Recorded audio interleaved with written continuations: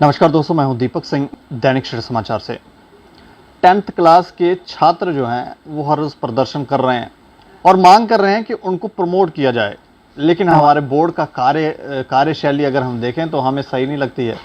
जो चेयरमैन पद पर बैठी हुई हैं हमारी वीना पंडिता मैडम, वो कह रही थी विद इन डेज जो है हम इनको प्रमोट कर देंगे, लेकिन विद इन डेज अब वो विद इन पता नहीं कब होने वाले हैं, हमें समझ नहीं आया। लेकिन एक और नया मामला जो है हमारे संज्ञान में आया है।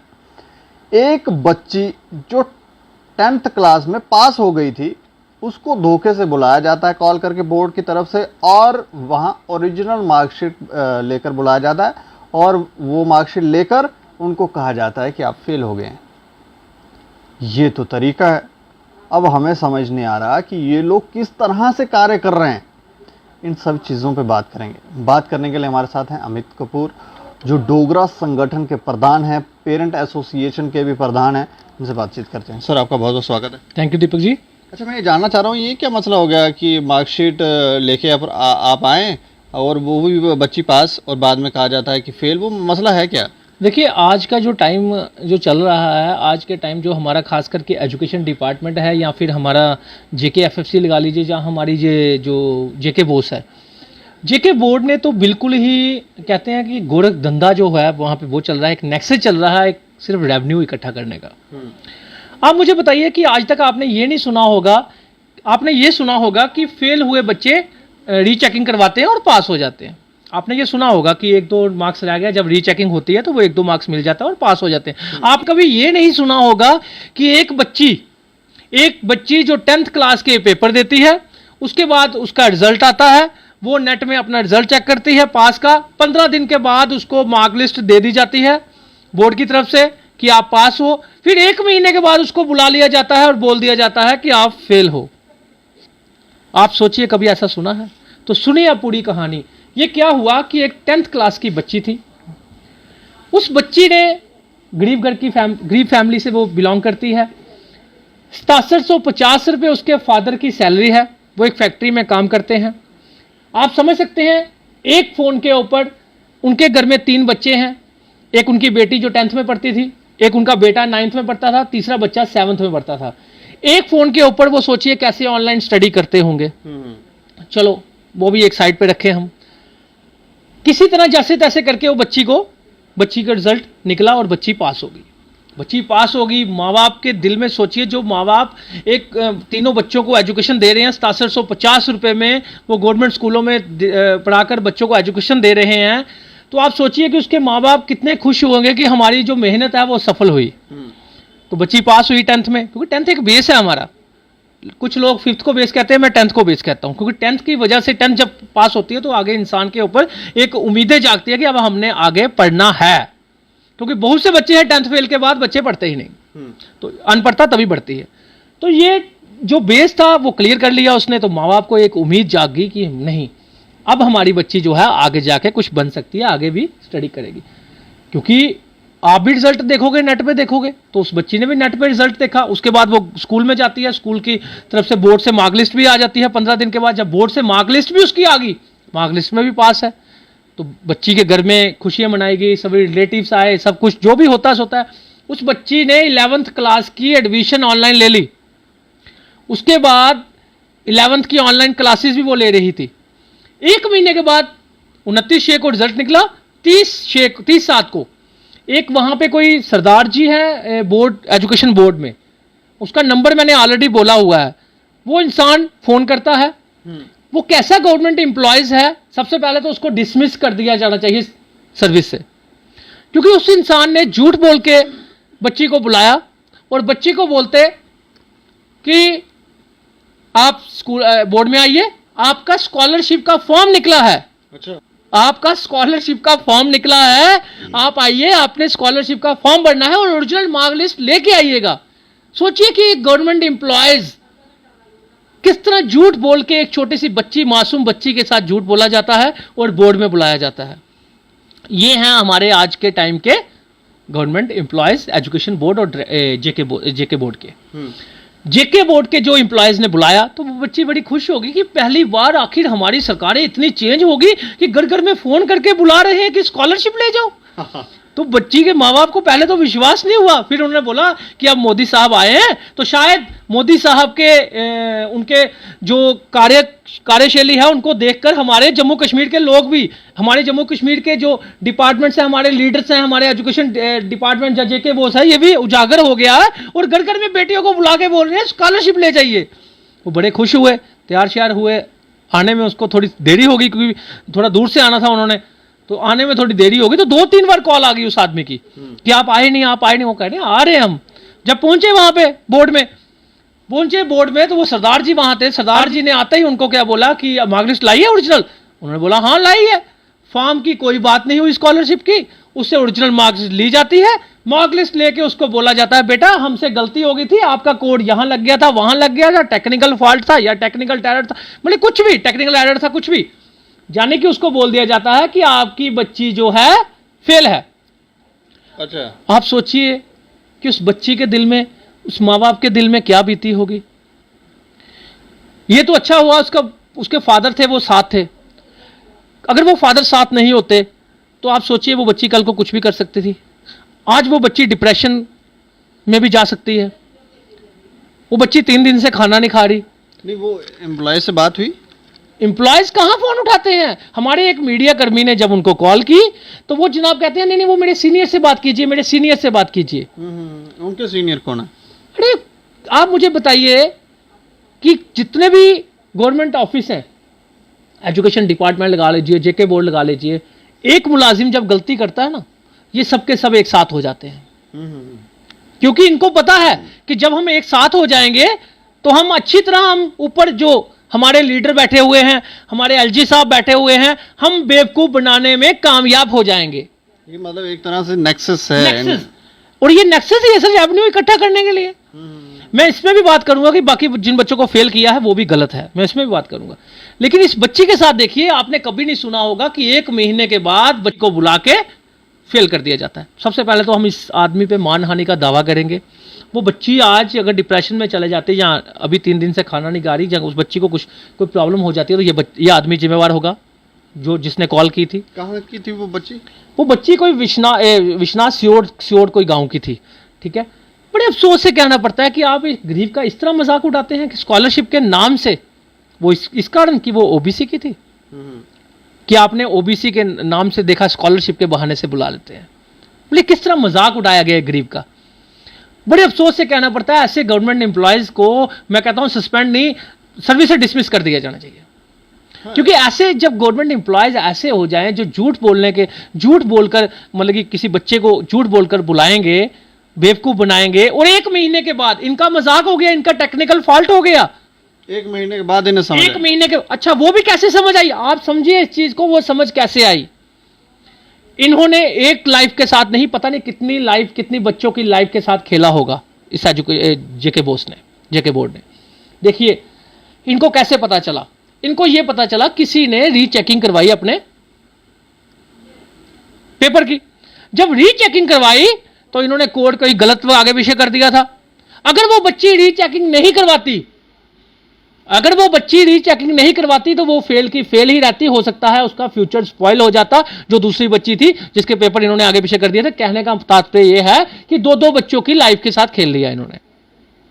और ऐसे हजारों लाखों बच्चे होंगे जो रीचेकिंग नहीं करवाते होंगे। कई बार हो जाती है, टेक्निकल गलती है। टेक्निकल गलती होती है। 24 घंटे 36 घंटे 48 घंटे 24 घंटे 36 घंटे 48 घंटे कल की डेट तक भी वो बच्ची ऑनलाइन में अपडेट नहीं किया था इन्होंने वहां पे, तब भी बच्ची वो पास आ रही थी।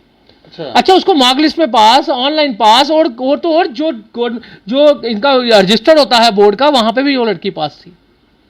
तो ये सिर्फ और सिर्फ एक नेक्सस चलाया जा रहा है जेके बोस का। और मैं पूछना चाहता हूं जेके बोस की जो हमारे चेयरमैन मैडम है, मैं मैडम को पूछना चाहता हूं, क्या जिस तरह आप सिफारिशी यहां पे एक्सटेंशन होगी आपकी, क्या मैं पूछना चाहता हूं जिन्होंने भी ऑफिसरों को एक्सटेंशन दी है, क्या हमारे जो काबिलियत जो बाकी ऑफिसर्स हैं, क्या काबिलियत खत्म हो गई है उनमें? और अगर इनको एक्सटेंशन दी है, अगर इनमें इतनी ही काबिलियत थी, तो कैसे कैसे मुलाजिम इन लोगों ने रखे हैं कि झूठ बोलकर बच्चों को बोर्ड में बुलाएंगे और 1 महीने के बाद बोलेंगे आप फेल हो गए। मैंने ये सुना था कि फेल हुए बच्चे पास होते हैं क्योंकि रीचेकिंग में गलती हो जाती है। ये पहली बार सुन रहा हूं कि पास होके फेल कर दिया जाता है। ये कौन सा एक तानाशाही होगी? नहीं तो वो छोटे बच्चे जो हैं जो बोल रहे थे हमें प्रमोट करो देखिए, उनके मैं बताता हूं, उन बच्चों की भी कोई गलती नहीं, सिर्फ उन बच्चों की एक गलती है कि उनको गाइड करने वाला कोई नहीं। उन बच्चों की यह गलती है कि वो जो सुसाइड का कदम उठा रहे थे वो बिल्कुल गलत है, और उन 3 बच्चों के साथ मैं बिल्कुल भी नहीं हूं जो वो 3 बच्चे वो स्टेप उठा रहे थे। बाकी बच्चों के मैं साथ हूं, लेकिन बाकी बच्चों के पेरेंट्स बाहर नहीं आ रहे। बाकी बच्चों के माँ बाप आज भी तमाशा देख रहे हैं। मतलब प्रदर्शन ही करना पड़ेगा, इनको खुद समझ नहीं है। इनको क्या समझ होगी जनाब, इनको क्या समझ होगी? इनको यह सेंस नहीं है कि इनको प्राइवेट स्कूलों को अगर 10 मिनट साइड पे रखें तो मैक्सिमम जो है गवर्नमेंट स्कूलों के बच्चे हैं जो आज प्रोटेस्ट कर रहे हैं। मैक्सिमम गवर्नमेंट स्कूलों के बच्चे हैं, और गवर्नमेंट स्कूलों में ना ये इंफ्रास्ट्रक्चर अच्छा बना सके, ना ही ये वहां पे एजुकेशन दे सके बच्चों को ऑनलाइन स्टडी की। 2G आप चला रहे थे, सिक्योरिटी रीजन से था, चाहे किसी भी रीजन से था, आपने दिसंबर तक 2G चलाया। बहुत से बच्चों के पास छोटे मोबाइल थे, एंड्रॉइड फोन नहीं थे, वो ऑनलाइन स्टडी कैसे करते? बहुत से बच्चों के पास एक फोन था तो 3-3 बच्चे थे, वो ऑनलाइन स्टडी कैसे कर पाते? बहुत से बच्चों के पास फोन था ही नहीं तो वो ऑनलाइन स्टडी कैसे कर पाते? और बहुत से बच्चों के पास फोन तो था लेकिन नेटवर्क नहीं था 2G के कारण, गांव दराज एरिया में, रूरल एरियाज में। तो आप बताओ वो कैसे बच्चे स्टडी कर पाते? अगर इतनी सी समझ इन लोगों को नहीं है, इन ऑफिसरों को, कि ऊपर जाके ये एलजी साहब को बता सकें, क्योंकि एलजी साहब मेरे तक तो पहुंचेंगे नहीं, वो तो इन्हीं तक पहुंचेंगे क्योंकि वो इन्हीं के साथ मीटिंग्स करते हैं। तो इनको कम से कम इतना एहसास होना चाहिए उन बच्चों का कि हम बता सकें एलजी साहब कि हमसे गलती हुई है, क्योंकि हम लोग एजुकेशन प्रोवाइड करवा ही नहीं पाए। वो नहीं बता सके, अपनी चोरी छुपाने के लिए अपनी चोरी छुपा रहे हैं कि सर देखिए 80% रिजल्ट आ गया। अरे शर्म करो, सीबीएसई का 99.5% रिजल्ट आया, उन्होंने बिना पेपर के रिजल्ट निकाला, क्योंकि उनको अपनी इज्जत का थोड़ा सा। मैं पूछना चाहता हूं उन्होंने कैसे रिजल्ट निकाल दिया? फिर नहीं, मैडम तो कह रही हैं कि अब क्योंकि एलजी साहब की तरफ से कहा गया था कि इन बच्चों को देखा जाए, इनको प्रमोट किया जाए, तो मैडम कह रही थी विद इन डेज हम कर रहे हैं। लेकिन झूठ बोलना इन लोगों की फितरत हो चुकी है। इतनी बड़ी कुर्सियों के ऊपर झूठ बैठ के जो देखिए, आप मुझे बताइए, हमारा जो सिस्टम चल रहा है ये क्या सिस्टम है? एक बीसी को उठाया जाता है तो उसको डीसी लगा दिया जाता है, एक डीसी को उठाया जाता है उसको डायरेक्टर एजुकेशन लगा दिया जाता है, एक डायरेक्टर एजुकेशन उठाया जाता है उसको कमिश्नर लगा दिया जाता है। जाने की करप्शन कैसे खत्म होगी जब वही करप्ट ऑफिसर आगे पीछे घूमते रहेंगे? तो इनको घर भेज देना चाहिए। तो करप्शन कैसे खत्म होगी? ये नए ऑफिसरों को मौका ही नहीं देते, नए ऑफिसरों को मौका ही नहीं देते। ये सबकी सारी जो गलती है हमारे लीडरों की है, क्योंकि जब तक हमारे ये करप्ट लीडर रहेंगे तब तक ये सिस्टम चेंज नहीं होगा, क्योंकि एडमिनिस्ट्रेशन तब गलत करेगी जब इनसे लीडर गलत करवाएंगे। बाद में थोप दिया जाता है एडमिनिस्ट्रेशन। अब कौन गलत करवा रहा? अब तो सर ये सुनिए मेरी बात, ये सिर्फ कहने की बातें हैं। मैं आपको पूछना चाहता हूं, आज ये हमारे जो बीसी लगे या डीसी लगे, ये अपनी मेहनत से लगे? अरे इनके सिस्टम देखिए, इन पे पुराने रिकॉर्ड देखिए। आज जो आप लोग जो बीसी बनाए हुए हैं या डीसी बनाए हुए हैं, या फिर चंद लोगों को छोड़ दिया जाए, अगर मैं डीसी जम्मू की बात करूं, he is very honest officer. अगर मैं लंगर साहब की बात करूं, डिपकॉम, he is very honest officer. ऐसे ऑफिसरों को लगाया जाए जो ग्राउंड में रहते हैं, ऐसे लोगों को नहीं जो अपनी चेयर से बाहर उठकर बच्चों तक नहीं पहुंच पाए, जो एसी से बाहर निकलकर बच्चों से बात करने तक नहीं आ पाए। तो ऐसे ऑफिसरों को क्या करना है? He is a public servant. ये पब्लिक सर्वेंट है ना, बट कहां से पब्लिक सर्वेंट है? ये पब्लिक के पास आना पसंद ही नहीं करते।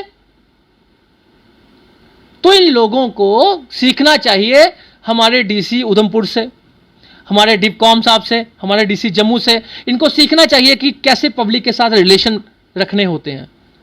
तो ये लोग सीखने में नहीं, ये सिर्फ अपना टाइम व्यतीत करते हैं।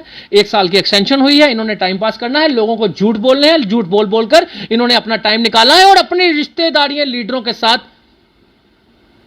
पहचान, अपने रिलेशंस, अपने जो भी रिलेटिव्स हैं इनके, जहां वो भी जो भी है इनका सिस्टम वो बना के रखना है। उनसे इनको एक्सटेंशन मिल जाती है, उनसे रिश्तेदार। आप देखिए ना, आप मुझे बताइए एक्सटेंशन देने की जरूरत क्या थी? क्या हमारे जम्मू में जो आईएएस ऑफिसर्स हैं या आईपीएस ऑफिसर्स हैं या फिर हमारे जितने भी ये ऑफिसर्स हैं, क्या कमी हो गई है? क्या उनमें काबिलियत खत्म हो गई है? क्या जेके वोस कोई और नहीं संभाल सकता था?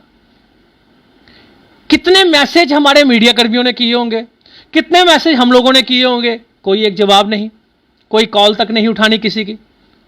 जाने की इतनी तानाशाही, इतना ईगो। जब चेयर छूट जाएगी उसके बाद भी तो आम इंसानों के साथ ही रिलेशन रखने हैं ना। छोटे छोटे बच्चे रोडों पे प्रोटेस्ट कर रहे हैं, ये लोग बाहर आके उनको समझा नहीं सकते कि बेटा ये है क्योंकि इनके पास है ही झूठ, और कितना झूठ बोलेंगे। अब तो बच्चे भी समझ चुके हैं कि ये जितने झूठों के देवते बन चुके हैं। तो इसी वजह से इन लोगों को मैं तो कहता हूं कि ऐसे ऑफिसरों को, ऐसे जेके बोस को, ऐसे एजुकेशन डिपार्टमेंट को बंद कर दिया जाना चाहिए। तो जहां फिर सरकारी स्कूल बेचने की साजिश हो रही है, सिंपल सी बात है। जहां तो सरकारी स्कूलों के जो बच्चे फेल किए जा रहे हैं बार बार, क्योंकि इंफ्रास्ट्रक्चर तो अच्छा बना नहीं पा रहे। एक केजरीवाल दिल्ली में उठ के उसने सारे सरकारी स्कूलों का नक्शा चेंज कर दिया। हमारी जो प्रेसिडेंट अमेरिका की, उसकी वाइफ ने वहां जाके तारीफ की दिल्ली के गवर्नमेंट स्कूलों की। तो जम्मू कश्मीर में क्यों नहीं गवर्नमेंट स्कूल अच्छे बन सकते? यहां पे ये मीटिंगें होती हैं, और मीटिंगें भी किन लोगों के साथ होती हैं? ऐसे करप्ट ऑफिसरों के साथ मीटिंग होती है, और इनको पूछा जाता है कि बताओ गवर्नमेंट स्कूलों में बच्चे क्यों कम हैं। अरे ये तो छोटे से बच्चे को भी पता है गवर्नमेंट स्कूलों में बच्चे इसलिए कम है क्योंकि आपके पास इंफ्रास्ट्रक्चर अच्छा नहीं है। कोई माँ बाप कोशिश भी नहीं करते कि आप लोगों के स्कूलों में बच्चे डालें, क्योंकि आपके पास इंफ्रास्ट्रक्चर है ही नहीं। वेल क्वालिफाइड टीचर हैं, कोई डाउट नहीं, लेकिन इंफ्रास्ट्रक्चर अच्छा ना होने के कारण आपके टीचर भी वहां पे जाके राजी नहीं होते, वो भी टाइम पास के लिए वहां जाते हैं। तो इसी वजह से आपके गवर्नमेंट स्कूलों में बच्चे आज नहीं हैं। ये समझ होनी चाहिए उन ऑफिसरों में, उन लीडरों में, उन लोगों में, उन जो टीम बनाई गई हैं, जो सोसाइटीज बनाई गई हैं। आज आप लगाइए, ये प्राइवेट इंस्टीट्यूशन बंद है ना, मैक्सिमम प्राइवेट इंस्टीट्यूशन खुले हुए हैं। स्कूलों के लिए, प्राइवेट स्कूलों के लिए अभी तक शिकंजा नहीं कस पाए ये। किसी तरह का सुप्रीम कोर्ट का ऑर्डर महाराष्ट्र ने इंप्लीमेंट कर दिया फीस रिड्यूस का, दिल्ली सरकार ने इंप्लीमेंट कर दिया फीस रिड्यूस का, तो जम्मू कश्मीर में क्यों नहीं हो रहा? आप मुझे बताइए, क्या वहां पे बीजेपी गवर्नमेंट नहीं थी इसलिए इंप्लीमेंट हो गया? यानी कि बीजेपी जो है वो सुप्रीम कोर्ट को नहीं मानती। आप मुझे बोलिए, जहां दिल्ली की सरकार है केजरीवाल जी की, वहां पे सुप्रीम कोर्ट ने जो फीस रिड्यूस का ऑर्डर दिया, सुप्रीम कोर्ट से बड़ा कोई भी नहीं होता। उन्होंने सुप्रीम कोर्ट में सभी स्कूलों को बोल दिया कि प्राइवेट स्कूल के जो बच्चे हैं उनको 2020-21 में जो आपने ट्यूशन फीस ली है उसमें 15% जो फीस है वो वापस की जाए, और इस साल भी। यहां पे तो महाराष्ट्र में भी ऐसे कर दिया। अब जम्मू कश्मीर में क्यों नहीं हो रहा? क्योंकि जम्मू कश्मीर के जो हमारे एजुकेशन डायरेक्टर हैं या जितने भी ये एजुकेशन डिपार्टमेंट है, ये आगे खबर पहुंचाएंगे ही नहीं, ये एलजी साहब तक बात पहुंचाएंगे ही नहीं, क्योंकि इनको पता है बात पहुंचाने से इनके अटैचियों के रिश्ते टूट जाएंगे प्राइवेट स्कूल वालों से। तो इसी तरह ये लोग जो हैं ये एक नेक्सस का हिस्सा बने हुए हैं, या उनके दबाव के नीचे हैं, या इन माफियाओं के नीचे हैं। अगर भाई साहब आपने माफियाओं से डरना है, माफियाओं के दबाव में आना है इतने बड़ी बड़ी चेयरों पे बैठकर भी, तो फिर फायदा ही नहीं कोई आपकी चेयर पे बैठने का। फिर तो फायदा ही कोई नहीं ना, आप खुद ही अपनी चेयर छोड़ के चले जाइए। मैं तो कहता हूँ एजुकेशन डिपार्टमेंट और जेके बोस को टोटल क्लोज कर दिया जाना चाहिए। ये तो सिर्फ और सिर्फ हमारे लोगों के टैक्स से सैलरी जाती है, और वो बहुत बड़ी बेवकूफ़ी है कि ऐसा पैसा जो अरबों रुपया वेस्ट होता है सालों का, ये बंद कर दिया जाना चाहिए। चलिए, शुक्रिया हमसे बात। Thank you so much. तो ये देखें, इस तरह से कार्य करते रहें तो हमें लगता है बंद करने की ज़रूरत पड़ जाएगी, क्योंकि फंड्स का दुरुपयोग नहीं होना चाहिए। लोगों का पैसा है, लोगों के काम आना चाहिए, लेकिन लोगों को ये शायद जो कुर्सियों के ऊपर बैठे हुए हैं उनको भ्रम हो गया है कि हमको सुपर पावर हैं। सुपर पावर जिसके लिए बनाए गए हो उसके लिए काम नहीं करोगे तो आप किसी और के लिए करने लगेंगे, तो आप फिर वहाँ बैठे ना। और हमें लगता है अब हमारी सरकारें सचेत हैं, हमारे कुछ अच्छे लीडर हैं वो सचेत हैं, और वो देख रहे हैं कि ये लोग क्या कर रहे हैं, और धीरे धीरे आपको जाना ही होगा। और नाम कमा के जाएं, हम तो ये कहेंगे कुछ अच्छा करके जाएं ताकि आपका नाम हो। और अगर ऐसे ही जाना है तो फिर आप जाएं, यहाँ पर वेस्ट ना, समय बर्बाद ना करें, क्योंकि बच्चे प्रमोट नहीं किए जा रहे हैं अभी तक। दूसरा, वो जो एक गवर्नमेंट एम्प्लॉय जो बच्चे को बुलाकर बेवकूफ़ बना रहा था, उसका बिहेवियर देखें आप। ज़रूर आप कमेंट बॉक्स में राय ज़रूर दें, और देखते रहें दैनिक स्टार समाचार। मुझे और मेरे सहयोगी अरुण डोगरा को दें इजाज़त। नमस्कार।